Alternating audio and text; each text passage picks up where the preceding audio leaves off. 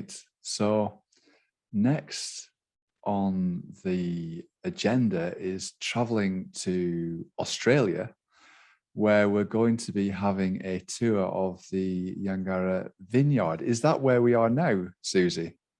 It is indeed. Wow, fantastic. Hi there, Pete. How are you? Hi, how are you, Ben? Good to see you. Welcome to the Yangarra vineyard. It looks great. I'm going to hand straight over to you. I mean, the weather looks great. The vineyard looks fantastic. Yeah, take it away. It's a bit windy, so I hope the noise isn't too bad. It's like a beautiful kind of 23 degrees, and we're in kind of the beginning of spring. The vines are starting to bud burst. This is kind of probably the most amazing block on the estate. Roughly about 95 hectares, and behind us is about a 2 hectare, 1.7 hectare little block, planted in 1946. This is our High Sands Grenache vineyard. So we're looking at vines that are nearly 80 years old. Wow. I suppose we're here to talk about not so much the vineyard, but the microorganisms that kind of play a really big role in actually growing grapes. And also later on, we're going to go down to the winery and talk a bit about microorganisms that are, integral part, good and bad, of making wine. So in about 2007, we started talking about organic, biodynamic farming. We were all very, I suppose, conservative, soft, gentle kind of in our farming approaches.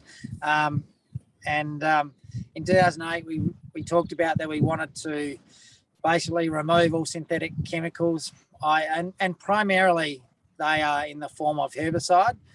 So glyphosate is being the number one kind of enemy of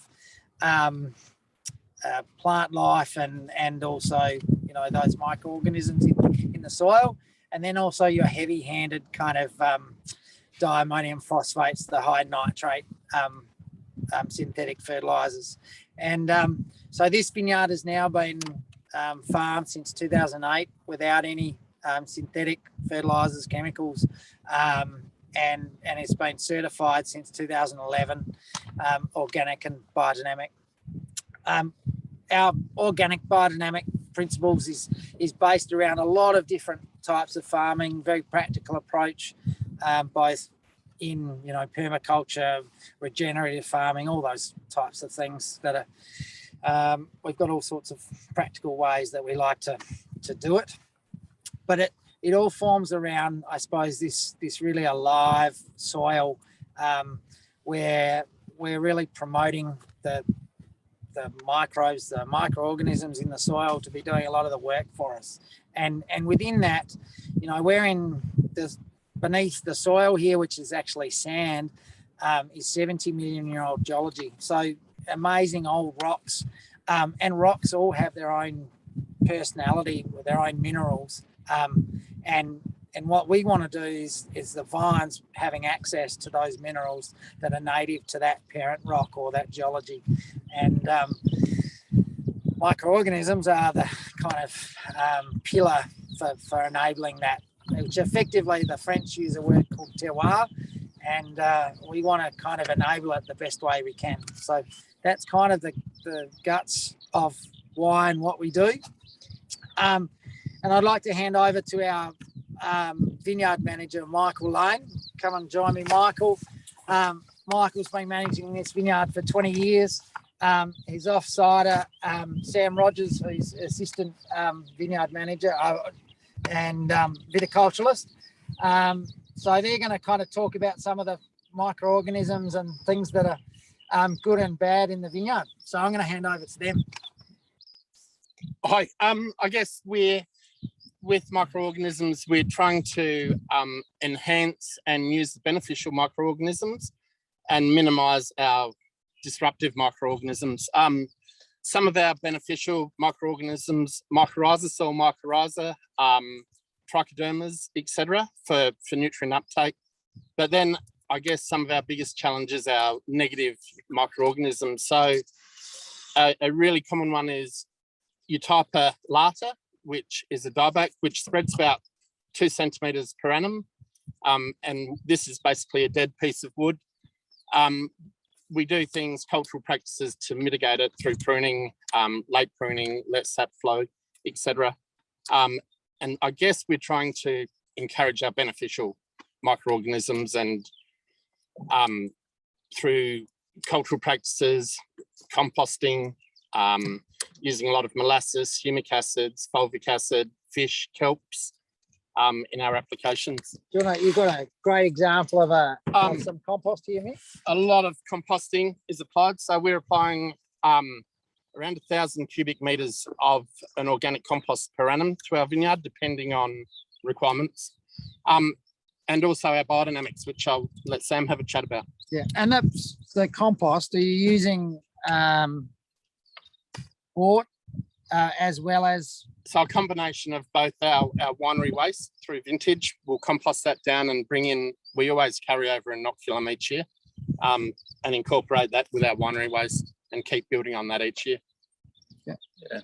So this is our biodynamic preparation called 500, and it's a composted cow manure, and we use it as an inoculum in the vineyard to help promote diversity and beneficial bacteria and fungi around. So we also add to our compost, on-site composting, minor preparations, and they're essentially used for a similar purpose to build up the diversity and in our soils. So you can see, so that they're additions to the soil. So what we do culturally as well. So we're always sort of mixing, slashing into composts our soils. Do you use foliar sprays as well? What foliar sprays do you use? Yeah, so we do a 501, which is a ground quartz silica. So that's more of an atmospheric spray so not, for sunlight. Not so much more microbiological, but you're using like things like fish and kelp? Yeah, so with our foliar sprays, we'll add a fish humic mix. Fulvic molasses. Yeah. So what does the molasses do? Does that give basically a food source? A food source for bacteria. So yeah, it's that whole holistic approach and feeding our beneficial and feeding our disruptive microorganisms as well, but getting a balance. Yeah. That sounds great. And I suppose that's all the good stuff. How do you the bad guys in the vineyard, the bad microorganisms, like powdery, downy, botrytis? Yep. So botrytis is another big one, a bunch rot, our mildews, powdery mildew, downy mildew. So we're using elemental sources of sulfur and copper, minimizing our heavy metals and copper. But a lot of cultural practices, opening up the canopy, leaf plucking, shoot thinning, getting good bunch exposure, and using Mother Nature in our environment to help control some of these diseases or microorganisms. Yeah. And so it's interesting in terms of, how does that differ in an organic system like this vineyard versus a conventional I guess vineyard? there's a huge amount of focus on being preventative rather than being reactive. So we don't have, in a conventional scenario, tools to go and eradicate. We're using nature and balance in the vineyard to help us control a lot of these microorganisms. Yeah, a lot of decisions made for powdery mildew and downy mildew relate to weather events, so with humidity and temperature. So if we hit a certain series of events, we know to then keep a closer eye on it, and we can potentially get spores in the vineyard. And because they're everywhere, we're basically suppressing it and controlling it how we can. Ben, have you got any questions of these guys? Oh, you're on mute. Can't hear anything. Could hear me before. Oh, there we go. Yeah, I'm back. Sorry about that. I was wondering about the wort from the vineyard, and does that have any effect, or is that just you're using that to kind of find a good way of kind of using it up and using it in the growing of the new crop? But does it actually contribute anything, like in terms of the microbes or the nutrients specifically to the crop? just to, did you say watering? So the leftover from the vineyard. So when you've kind of made the wine, you said you took the waste and you composted it, and you also used. So yeah, does that more the bunch stems, the skins, the seed, the rachis, rather than liquid waste. So it's solid waste that we're composting back down. Yeah, and what's interesting is you can see behind you the this is a dry growing, well, a non-irrigated vineyard. So this is relying completely on the rainfall. Predominantly, we don't get a lot of summer rainfall. So these vines have roots down at least about 1 metre. And so they're sourcing quite deep from within this sandy soil. And one of the things that we didn't mention is that we are very aware of distributing our compost across the vineyard. Some vineyards, they ban compost directly under the vines, mainly because it probably suppresses weeds a bit.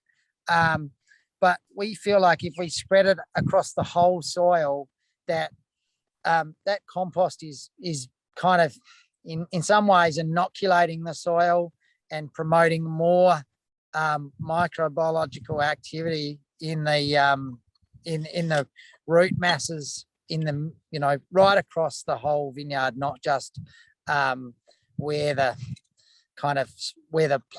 trunk of the vine starts, because as we all know that the roots of the vine are three-dimensional, and it's a bit of a human kind of nature thing is to think a bit two-dimensionally, and we tend to want to kind of put them in a single row versus kind of spreading it, treating the whole site as one rather than we've got a couple of other things that I'll probably jump back into screen. I wanted to talk about the microorganisms that come in to making the wine that come from the vineyard. So on the outside of a bunch of grapes, those who remember kind of probably don't get to see wine grapes very often, but those of you who buy table grapes will see there's a white bloom, especially on the dark. It's very obvious on the dark coloured grapes, and that bloom is the yeast, and predominantly, and it's those yeast when the grapes are split or broken are basically fermenting the wine for us. And at probably in quite commercial wine, New World wine, the practice is to add packet yeast, but a lot of old world wineries in Europe and now around the world are wanting to use the native yeasts in the that come from the vineyard to actually make the wine. So there's this kind of makeup of the flavors from the organisms in the vineyard contributing to the flavors of the wine. And there's things that are very important to manage what microorganisms survive and thrive. So if the alcohol is too high, i.e. the sugars are too high, some of the good yeasts actually will have troubles converting all the sugar to alcohol, and you'll end up with residual sugar, which can end up providing a home to all sorts of spoilage organisms like Brettanomyces and other spoilage yeasts and bacteria. And so the other part that is also one of the very critical things that we do to manage these microorganisms in a natural way is picking the grapes at the right time when the natural acidity is there, which also then manages the types of yeast that are activated.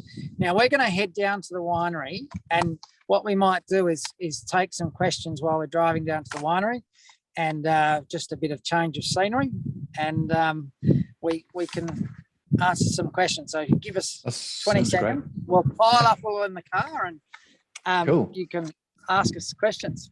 Could you just spin us around before you go and just show us a bit of a panoramic of the vineyard there so we can see it? It looks spectacular. Wow.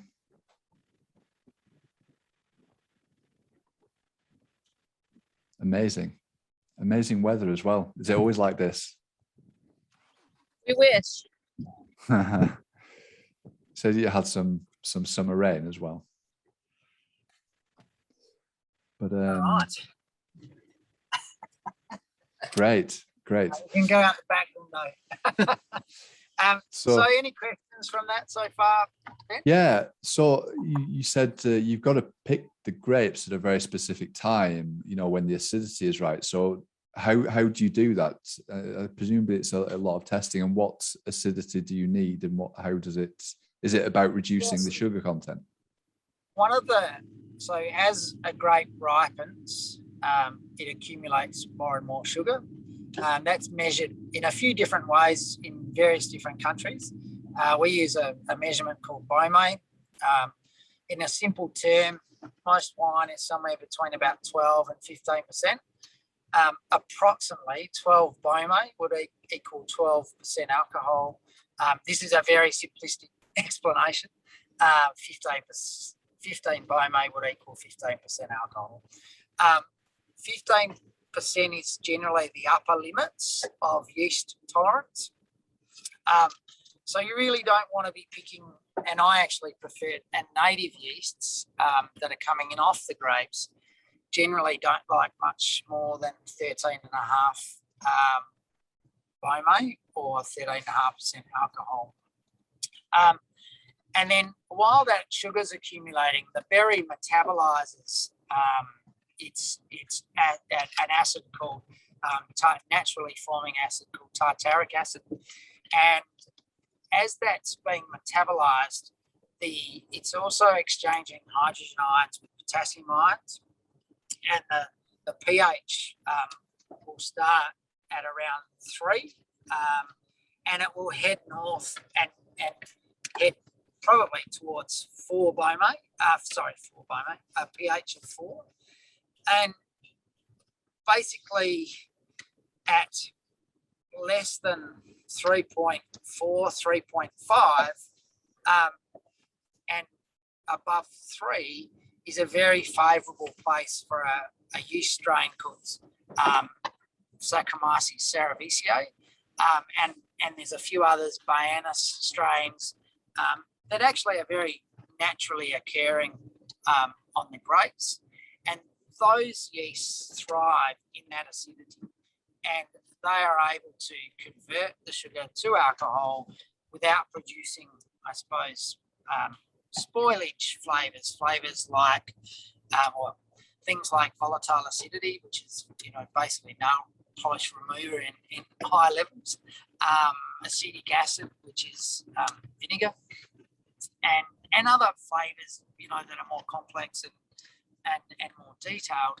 But if you set the conditions right, you will end up with a lovely clean ferment with lovely flavors, and also they also produce some higher alcohols that have lovely mouthfeel and textural characters within the wine. So that's all the things that if you set it up right, you can have Mother Nature do her thing. Great. And by doing that, does that give you consistency? Because you would automatically think, I guess, wild yeast would kind of produce a lot of variability. How do you manage that, or is that not the case? It's normally quite consistent. I think, like I said, if you set up the parameters right, those native yeasts are fairly predictable. What you'll find is in kind of large commercial cheaper wine, they want a complete reproducibility and reliability. So you'll actually obviously then buy freeze-dried packet yeast of very particular strains, and actually make sure that it's all kind of reproducible and nothing can kind of go wrong. So so that's the general on the kind of using the microorganisms from the vineyard through to the winery. So we've just arrived at the winery. So Susie will pan around the winery and we can get into some more there. Wow.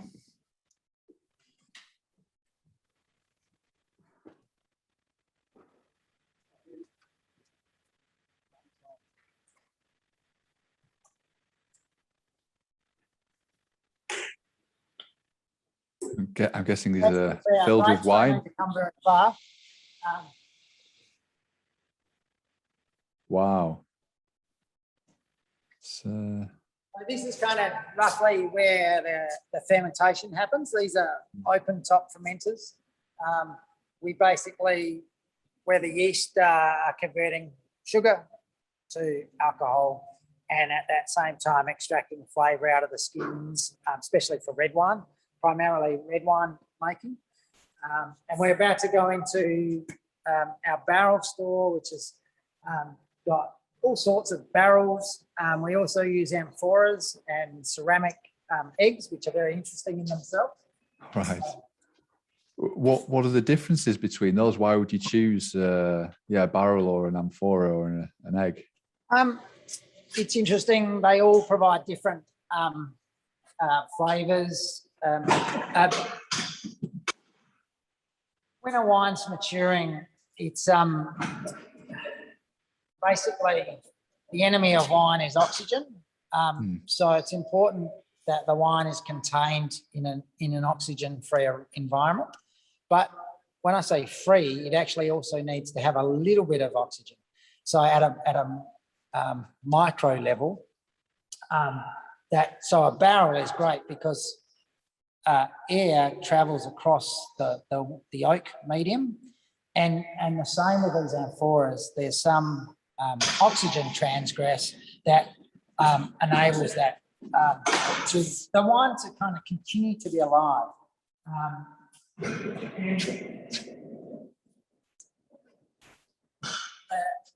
Basically, wine goes through a primary fermentation, which is driven by yeast, and there's been studies done.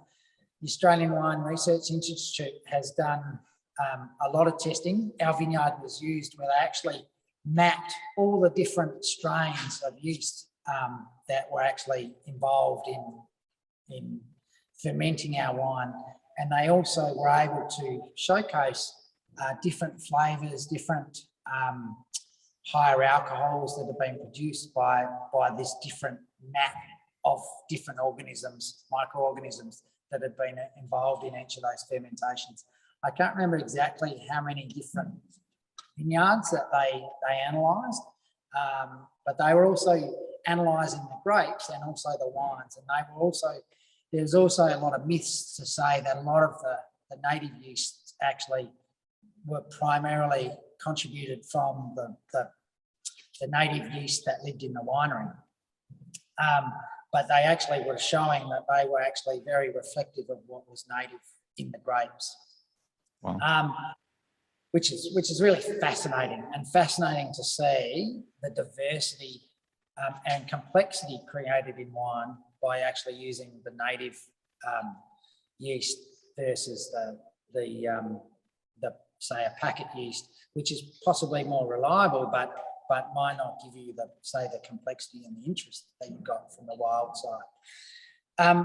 Then the next stage in wine is the bacterial fermentation, where malic acid is converted from malic acid to lactic acid, and that again stabilizes the wine. There was probably something only discovered in the early 1900s. I might be not quite on that exact, but my vague memory is that it was a relatively new thing discovered 70 years ago, let's say. And that basically stops the wine, having another fermentation in bottle, which could actually spoil the wine if it happened when it was in the bottle. That also softens the wine, but is also responsible so that malolactic fermentation from those lactic acid bacteria, they, in a Chardonnay, for example, produce a buttery, waxy kind of smell and flavours.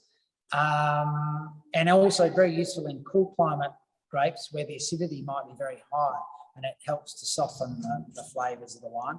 In red wine, it's also very important because it literally stabilises the wine and sets it up for a long life.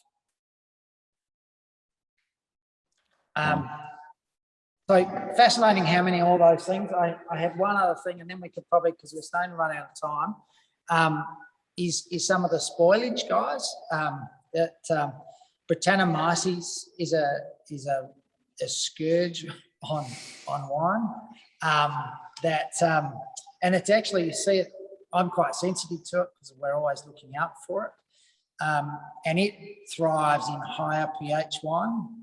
It thrives in higher temperature, and it thrives in dirty barrels. So if you don't clean your barrels, wine throws something called tartrates, which is like a crystalline formation. And Brettanomyces loves living in tartrate in old barrels. And like I said, warm cellars, and also stuck fermentations. So if you don't get everything lined up in the early part of your winemaking, Brettanomyces will come and hunt you down and make you look bad, because your wine will stink like horses and Band-Aids. So those of you who have come across that smell, you know, it's all about the Brettanomyces. But for the most part, there's a few other complex ones that mainly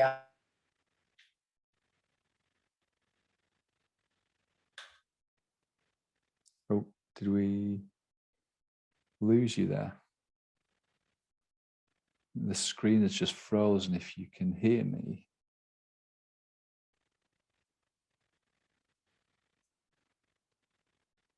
Hello? Hello, hello, hello. Are you there?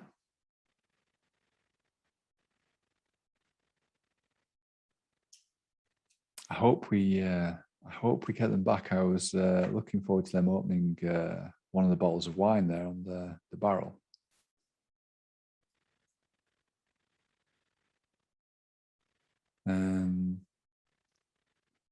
They've just gone, so maybe they come back just to kind of sign off, because we're going to be handing over very quickly to the next session.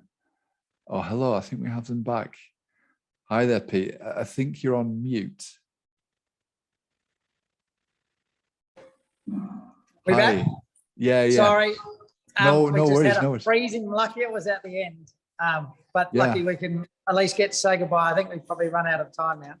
Yeah, we're just right on the edge. So yeah, but it was great. Really kind of thorough kind of whistle-stop tour of everything. I mean, the vineyard and the winery, and kind of just seeing how big it was and expansive. It was really, really great. And like we discussed when we talked earlier in the week, I'm definitely going to be looking out for some bottles wherever we can find them in Europe. So thank you very much. Thank you to the entire team. And we definitely have to do this again. I think spend some more time around the winery and the vineyard. But yeah, a huge thank you. It was very, very interesting. Absolute pleasure. So enjoy the rest of Microorganism Day, which is also International Grenache Day. So that's why we set up. Oh, well, that's a happy coincidence. So we know how to celebrate. We get a double celebration. So. Yeah. Fantastic. Well, thank you, and speak to you again soon. Well, thank you. Thank you for having us. No problem. Bye now. So the next session that we're going to go on to is the breakfast show.